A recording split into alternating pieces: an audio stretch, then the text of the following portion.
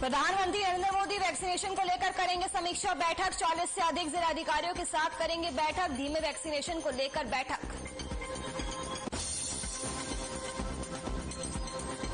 CM Manohar Lal की अध्यक्षता में हुई मंत्रिमंडल की बैठक। सभी मंत्री हुए बैठक में शामिल। कई महत्वपूर्ण मुद्दों पर हुई बैठक में चर्चा।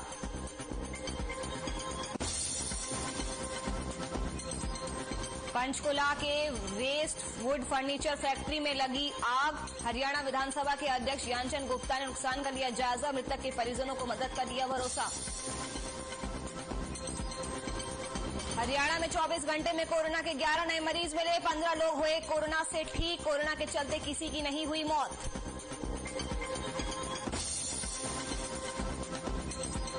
गुरुग्राम के पटौदी पैलेस में दीपावली मनाएंगे सैफ अली खान, करीना और तैमूर के साथ। पटौदी पैलेस सैफ एक हफ्ते तक पैलेस में रहेंगे सैफ अली खान।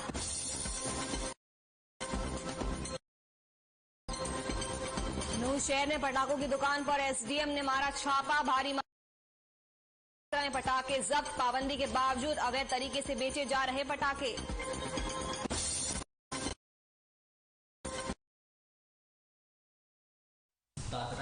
नमस्कार, हर खबर हरियाणा में आपका बहुत बहुत स्वागत है। आपके साथ हाजिर हूं मैं कंचन। प्रधानमंत्री नरेंद्र मोदी विदेश दौरे से लौटने के बाद आज दोपहर 12 बजे टीकाकरण को लेकर एक समीक्षा बैठक करेंगे, जिसमें 40 जिलों के जिलाधिकारियों से पीएम बात करेंगे।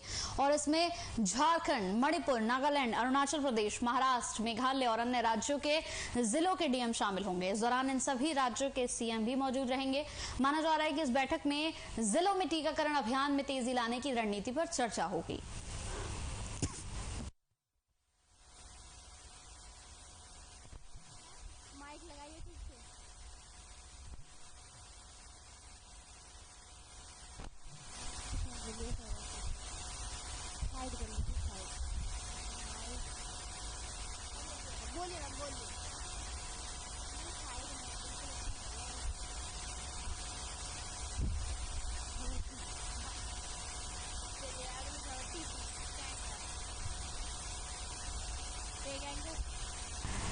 हरियाणा के मुख्यमंत्री मनोहर लाल की अध्यक्षता में यहां पर मंत्री ने मंत्रिमंडल की बैठक की है, जिसमें हरियाणा सरकार के प्रशासनिक सुधार विभाग के स्टाफ निरीक्षक इकाई की ओर से किए जा रहे कार्य मूल्यांकन के कार्य को और सुचारू बनाने के प्रयासों के तहत राज्य के सभी सरकारी कार्यालयों के लिए सहायक और शाखा के कार्य मूल्यांकन के लिए कार्य मूल्यांकन मानदंड और स्टाफिंग नीति सृजित करने के एक प्रस्ताव को स्वीकृति प्रदान करने के अलावा और भी कई महत्वपूर्ण मुद्दों को स्वीकृति प्रदान की गई।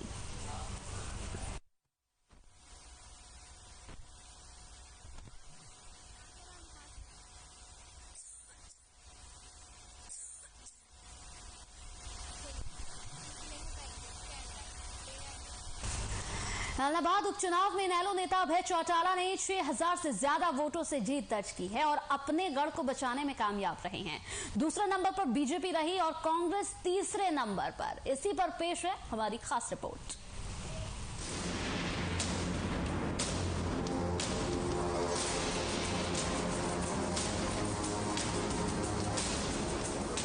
इलाहाबाद विधानसभा सीट पर हुए उपचुनाव में इनेलो ने अपना वर्चस्व कायम रखा।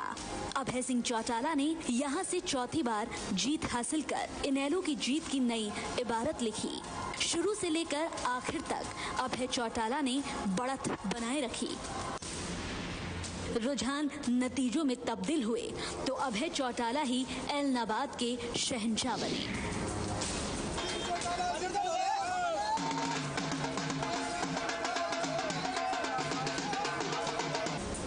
इनेलो के लिए ये जीत बहुत जरूरी थी, क्योंकि अभय के इस सीट से इस्तीफा देने के बाद उसका विधानसभा में एक भी विधायक नहीं था और अभय चौटाला की हार होती तो पार्टी के लिए मुश्किलें खड़ी हो जाती।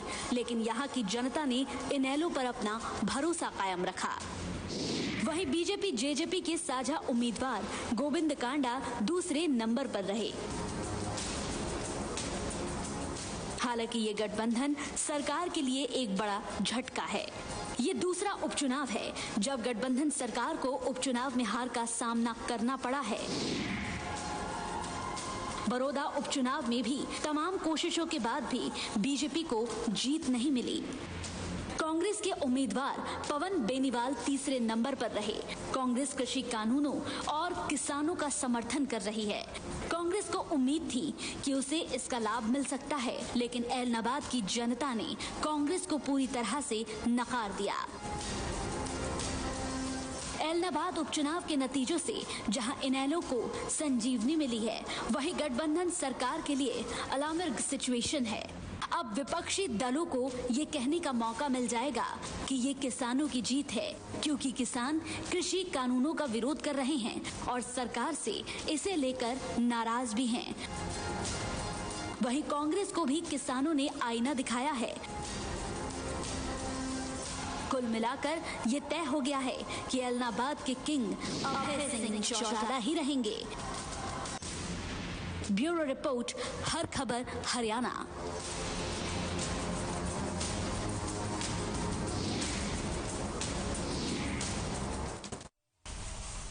ऐलनाबाद उपचुनाव जीतने के बाद अभय सिंह चौटाला ने सभी का आभार जताया। आभार जताते हुए अभय ने कहा कि उन्होंने कृषि कानूनों को रद्द करने की मांग को लेकर आंदोलन कर रहे किसानों के लिए विधायक पद से इस्तीफा दिया था। अब भी टीकरी बॉर्डर पर जाकर किसानों से बात करूंगा।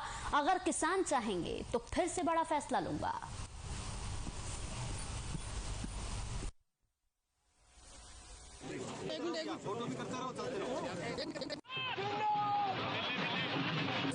आज जो बीजेपी, जेजेपी और कांग्रेस तीनों जो मिलकर चुनाव लड़ रही थी, और उसी का नतीजा है कि कांग्रेस की जमानत जब्त हुई है, जिसके 35,000 वोट आए थे पिछली बार। इस बार उसकी जमानत जब्त है। इसका मतलब है ये तीनों मिलकर के चुनाव लड़ रहे थे और ये तीनों मिलकर के कहीं ना कहीं इस देश के किसान आंदोलन को कमजोर करना चाहते थे। उस आंदोलन को कहीं बदनाम करना चाहते थे,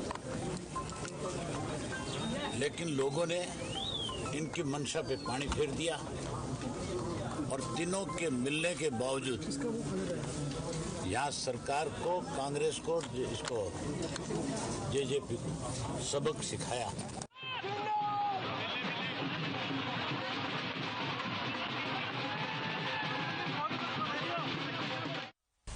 ऐलनाबाद उपचुनाव के नतीजों के बाद गृह मंत्री अनिल विज ने अभय चौटाला पर जमकर निशाना साधा। विज ने कहा कि अभय चौटाला चुनाव भले ही जीत गए हो, लेकिन वह नैतिकता के आधार पर हार गए हैं।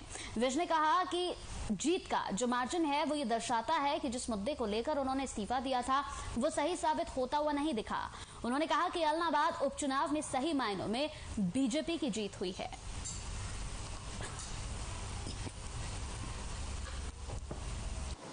अगर उस मुद्दे में दम होता, चाहे अभय चौटाला चुनाव जीत रहे हैं, पर नैतिकता के आधार पर वो चुनाव हार गए हैं। जिस मुद्दे को लेकर उन्होंने त्याग पत्र दिया और दोबारा चुनाव लड़ा, अगर उस मुद्दे में दम होता तो उनकी वोटें भी बढ़नी चाहिए थी, उनका मार्जिन भी बढ़ना चाहिए था। उनका मार्जिन पहले से कम हुआ है। ये इस बात को सिद्ध करता है कि लोगों ने उनके मुद्दे को पूरी तरह से नकार दिया है और कांग्रेस पार्टी जो सारे देश में आग लगाने का काम कर रही, उसको भी अपनी हैसियत ऐलनाबाद के लोगों ने।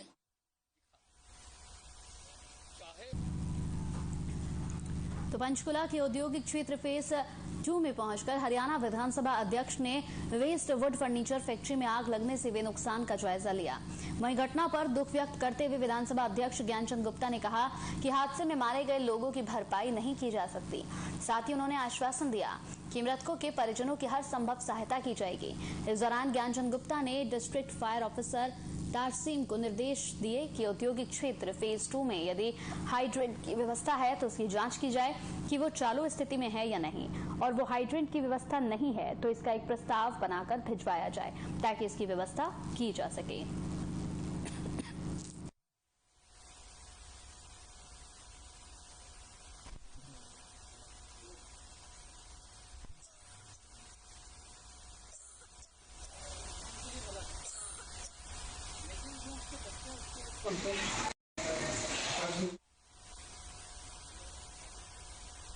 तो पुहाना के बिचौर थाने में पुलिस की निगरानी में 350 डीएपी खाद के बैगों का वितरण किया गया। वहीं करीब 1500 किसान खाद लेने पहुंचे, लेकिन शाम तक भी किसानों को खाद नहीं मिली। वहीं इस दौरान किसानों ने बताया कि सुबह बड़ी उम्मीद के साथ वो खाद लेने के लिए पहुंचे थे, लेकिन किसान ज्यादा होने के चलते उन्हें खाद नहीं मिल पाई। उन्होंने बताया कि फसल बोने के लिए अब वक्त नहीं बचा। अगर सरकार ने जल्द ही खाद की किल्लत को दूर नहीं किया तो किसान बिजाई से वंचित रह जाएंगे। वहीं खंड कृषि अधिकारी अभय राम का कहना है कि खाद के 50,000 कट्टों की डिमांड भेजी हुई है, जल्दी खाद की पूर्ति की जाएगी।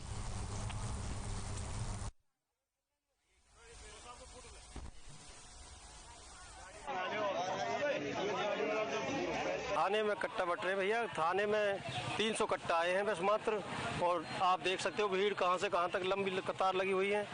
कट्टा खाद की इतनी शॉर्टेज है, किसान इतने परेशान हैं, और भो के भरा के खेत सूख रहे हैं, भरे भराए खेत भी। तो कहाँ से लोग आए हैं कट्टे लेने के लिए? ये सिंगार से, इंदाने से, मडियाकी से, झारोकड़ी से, नई से, तिरवाड़े से, वो सारे गांव कम से कम 50 गांव के आदमी आए पड़े हैं, और 300 कट्टे। बताओ कैसे पूर्ति होगी?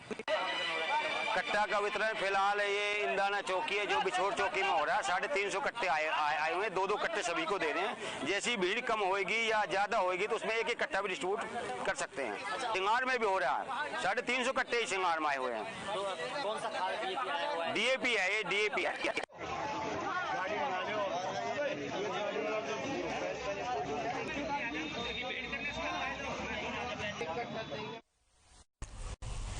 भिवानी पहुंचे किसान नेता योगेंद्र यादव ने बाजरे की खरीद एमएसपी पर ना होने और डीएपी की मारामारी को लेकर सरकार की नाकामी से बताया। यादव ने कहा कि सरकार ने 11 महीने टीकरी बॉर्डर बंद रखा तो किसानों को भी फैसला लेने में 11 दिन का वक्त तो लगेगा।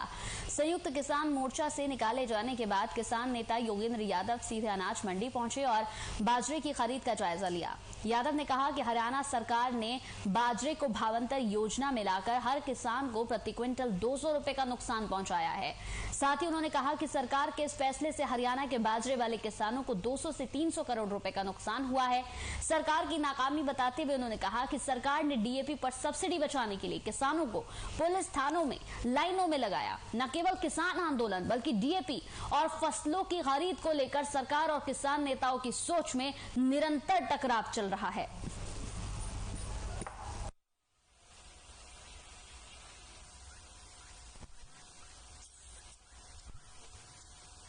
किसान आंदोलन के साथी हर साल हर सीजन में दक्षिण हरियाणा की मंडियों का दौरा करते हैं, देखने के लिए कि सरकार जो किसानों को वायदे करती है वो कहां तक जमीन पे उतरते हैं। ये बाजरा की फसल का मौसम है इस इलाके में, और सच्चाई ये है कि बिना घोषणा किए सरकार ने न्यूनतम समर्थन मूल्य को 200-250 रुपया कम कर दिया है।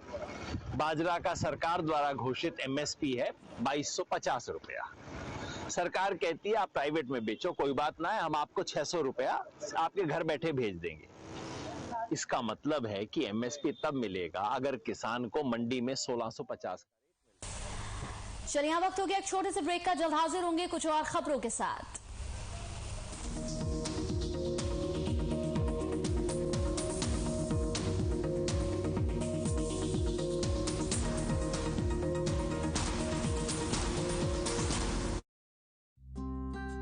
पापा देखो मेरा नया डॉल हाउस, इसमें फ्रिज है, एसी है और वॉशिंग मशीन है।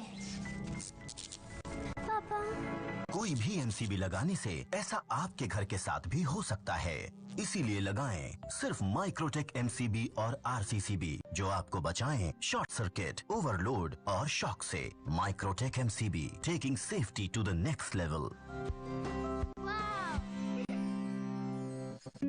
Hey mom! Hey, look! I can download a song really fast. I can make dosas faster. Must be joking. Bus, 3 easy steps. Mix with water, spread batter, fry. गाना download हुआ? नहीं, पर तब तक मैं इडली बनाती हूँ। हमने बनाया किड्स से। खबरें जो जोड़ती हैं आपको देश दुनिया से। खबरें जो आपकी आवाज पर टकराती है शासन प्रशासन से।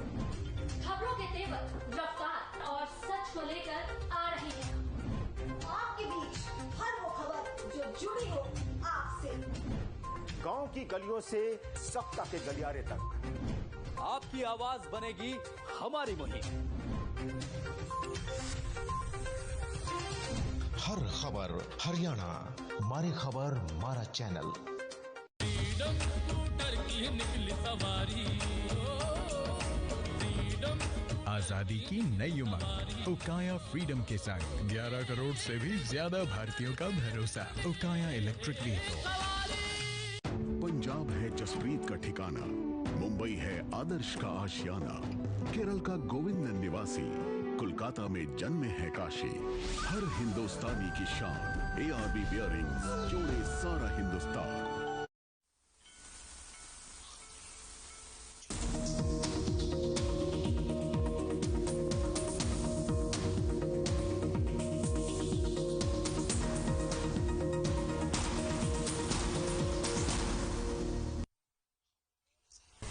ब्रेक के बाद स्वागत है आपका। तो भिवानी में दीपावली के पर्व को लेकर पुलिस ने सुरक्षा के पुख्ता इंतजाम किए हैं।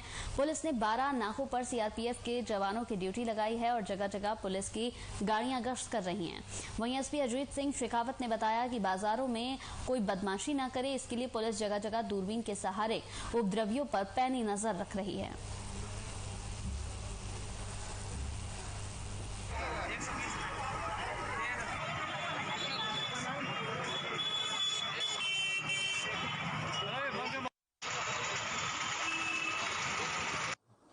दिवाली के उपलक्ष्य पे भिवानी शहर में जो शहर है जहाँ मार्केट एरिया काफ़ी भीड़ भाड़ होती है, वहाँ हमने ट्रैफिक और साथ में पुलिस के दोनों इंतजाम सुचारू रूप से किए हुए हैं। लगभग 12 नाके हमने केवल मार्केट एरिया के अंदर जो सीआरपीएफ की कंपनी आई हुई है उसके लगाए हुए हैं।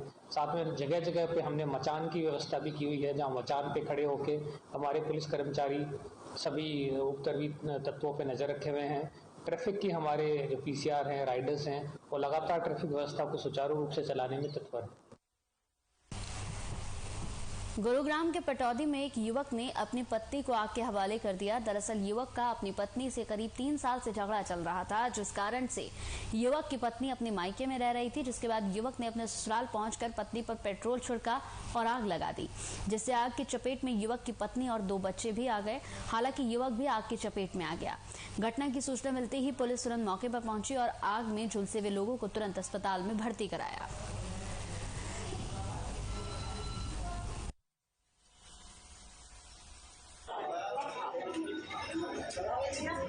खुद जिसने आग लगाई वो तो खुद ही इंजर्ड है, वह उसके अलावा 3 और इंजर्ड है, जिसमें 2 बच्चे हैं और एक 47 साल का आदमी है। वो जो रिंकू है बोर गांव का, उसका अपनी पत्नी के साथ विवाद चल रहा था। उस बारे में कुछ कहा सुनी होके ये सारा मामला हुआ है, उसके बारे में भी जांच की जाती है।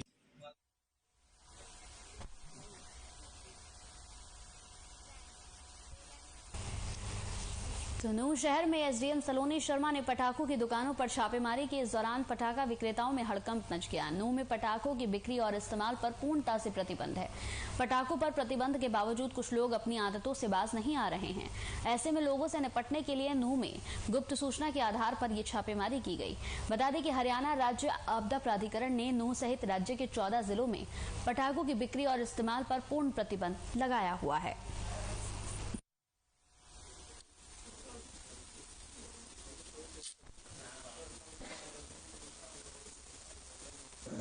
उपायुक्त महोदय के जिला उपायुक्त महोदय के आदेश अनुसार एक सामूहिक टीम गठित की गई थी, जिसमें एसडीएम नूह, उप अधीक्षक डीएसपी श्री सुधीर तनेजा जी और एसएचओ सिटी नूह द्वारा स्टाफ के साथ शहर में औपचारिक निरीक्षण किया गया था। निरीक्षण के दौरान 2 दुकानों पर पटाखे बेचते हुए मिले थे। जब उनको चेक किया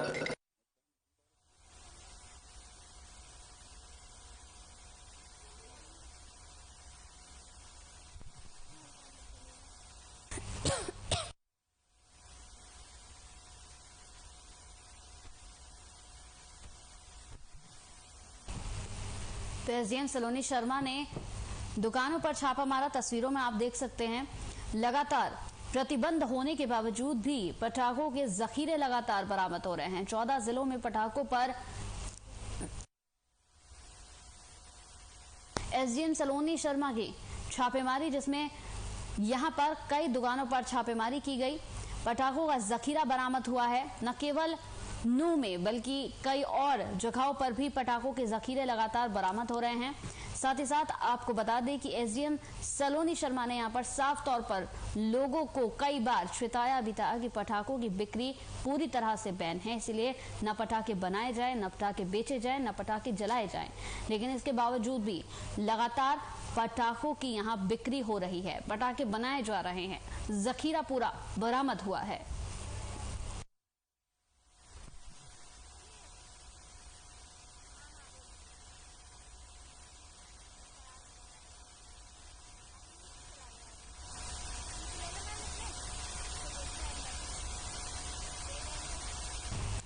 तो बावल विधानसभा के गांव बिशनपुर के सरपंच के खिलाफ मोर्चा खोलते हुए ग्रामीणों ने जिला उपायुक्त यशविंदर सिंह और एसडीएम संजीव कुमार को शिकायत दर्ज कराई। साथ ही सरपंच के खिलाफ कानूनी कार्रवाई करने की मांग की। ग्रामीणों के अनुसार गांव बिशनपुर के मौजूदा सरपंच हवेश सिंह ने गांव में एक नहीं बल्कि कई विकास कार्य करवाए हैं। जी हां, लेकिन तमाम जो विकास कार्य हैं वो कागजों में सीमित है। सरपंच ने गांव में पीने के पानी की व्यवस्था करने के लिए 15 हैंडपंप लगवाए, जो सिर्फ कागजों में ही दर्ज है। धरातल पर एक भी हैंडपंप काम नहीं करता। और तो और शमशान घाट की 4 दीवारी कागजों में बन चुकी है, लेकिन अभी तक हकीकत में इसका निर्माण कार्य तक शुरू नहीं हुआ। पुराना 2 किलो मतलब सरपंच नहीं बोला जोड़ की मतलब वो हम आगे रास्ता के भगाना का जो रास्ता जा रहा है उसके पास जोड़ खोदा, जोड़ में नहर की नाली लगाई तो वो कामयाबी नहीं हुई, ना उसमें पानी आया, नाली लगा रखी छोटी, सरपंच पैसे सारे ने खा गो। ठीक है जी। फिर ये नाला जो गांव का है जो सारा भरा हो जाएगा, सारा टूटा हो जाए, इनमें कोई सामग्री नहीं लगाई। ठीक है। फिर चौपाट के बाद जो लगाई है तो वो हमें डबल पैसा लिया उन्होंने, मतलब सरपंच ने, वो पैसा कहाँ गया? जो मतलब कोई भी काम करे मतलब सारा नापसंद है साहब काम, मतलब पैसा ही नहीं लगाया उनके। पुराना 2 किलो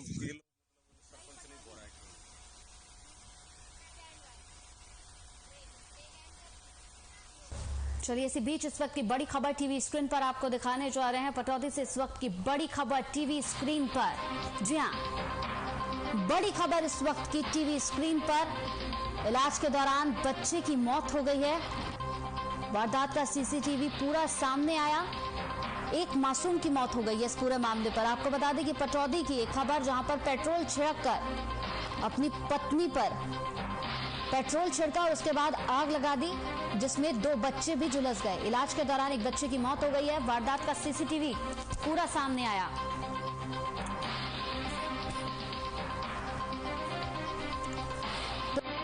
और वरिष्ठ पत्रकार प्रवीण शर्मा हमारे साथ लाइव जुड़ गए हैं। प्रवीण से जानते हैं इस पूरे मामले की अपडेट।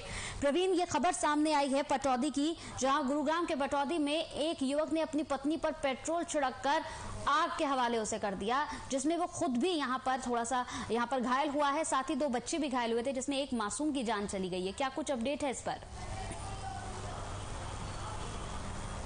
अजी कंचन, देखिए ये मामला कल देर शाम का है, जिस वक्त रिंकू नाम का ये युवक रोहतक का रहने वाला था और उसकी पत्नी से उसकी 3 साल से अनबन चल रही थी, जिसके चलते वो उसकी पत्नी 3 साल से अपने मायके पटौदी में रह रही थी, रामपुरा मोड़ के पास।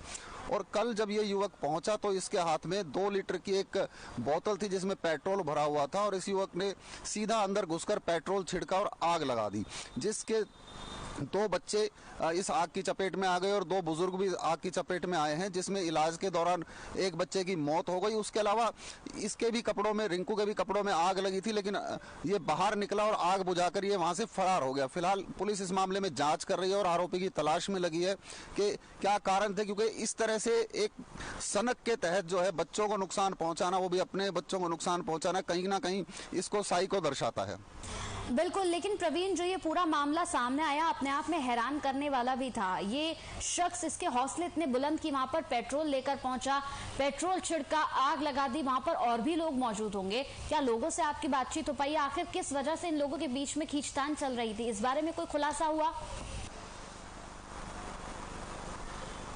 जी देखिए, शादी के बाद से ही इन पति पत्नी का आपस में झगड़ा रहता था और उसके बाद जो है 3 साल पहले इसकी पत्नी ने उस झगड़े से तंग आकर अपना ससुराल को छोड़कर मायके पहुंच गई थी। उसके बाद ये लगातार उसको वहां वापस आने के लिए प्रेशर डाल रहा था, लेकिन अपनी आदतें ना सुधारने के कारण पत्नी ने इसको इनकार कर दिया वहां जाने से, जिसको लेके ये काफी परेशान और मतलब साइको की तरह रहता था। और कल इसने 2 लीटर पेट्रोल लिया। और कंचन, सबसे बड़ी बात इसमें यह आती है कि 2 लीटर पेट्रोल बोतल के अंदर लेना, ये भी एक अपने आप में क्राइम है, क्योंकि बोतल के अंदर पेट्रोल देना किसी पेट्रोल पंप पर अलाउ नहीं है। बिल्कुल बिल्कुल, मैं इसी सवाल पर आने वाली थी कि पेट्रोल, अगर यहाँ से 2 लीटर पेट्रोल ये लेकर पहुंचा है, जबकि ये प्रतिबंधित है, आप पेट्रोल ऐसे लेकर नहीं जा सकते, लेकिन इस युवक ने पेट्रोल कहां से भरवाया होगा, क्यों? अगर साफ तौर पर देखा जाए यहाँ पर प्रवीण, तो पेट्रोल भरवाने पर हर जगह प्रतिबंध है, लेकिन उसके बावजूद 2 लीटर पेट्रोल लेकर ये वहां पर पहुंचा है। अपने आप में ये भी एक हैरान करता है। जी बिल्कुल कंचन, देखिए ये युवक रोहतक से चला है बाइक पर और उसके बाइक पर 2 लीटर पेट्रोल की बोतल है। ना इसको कहीं रोका गया, ना देखा गया। और सबसे बड़ी बात यह है कि अब पुलिस जांच में ही सामने आ पाएगा कि ये पेट्रोल उसने कहां से खरीदा और किस पंप से इसको खरीदा। तो कहीं ना कहीं वो पेट्रोल पंप भी जांच के दायरे में जरूर आना चाहिए जिसने 2 लीटर पेट्रोल बोतल में इसको दिया। बिल्कुल प्रवीण, अगर मैं बात करूं यहाँ पर बाकी लोगों की, जो महिला घायल है, एक बच्चा भी घायल है, इन लोगों की हालत कैसी है इस वक्त?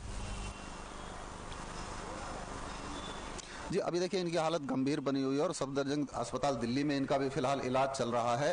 और जैसा कि अभी मैंने पहले बताया कि 2 बच्चे थे, तो एक बच्चे की मौत हो गई है। बच्चे काफी ज्यादा झुलसे हुए हैं क्योंकि गुरुग्राम अस्पताल से उनको सफदरजंग रेफर किया गया है। इससे साफ जाहिर है कि उनको काफी ज्यादा बर्न है और अब वहां उनका इलाज चल रहा है और उम्मीद यही की जा रही है कि ये बच्चा ठीक हो जाएगा, जो एक बच्चा। चलिए, बहुत बहुत शुक्रिया प्रवीण हमारे साथ जुड़ने का। तो ब्यूरो चीफ प्रवीण शर्मा हमारे साथ जुड़े थे इस पूरी खबर पर तमाम अपडेट के साथ। चलिए, इसी के साथ हर खबर पर मेरे साथ इतना ही। नमस्कार।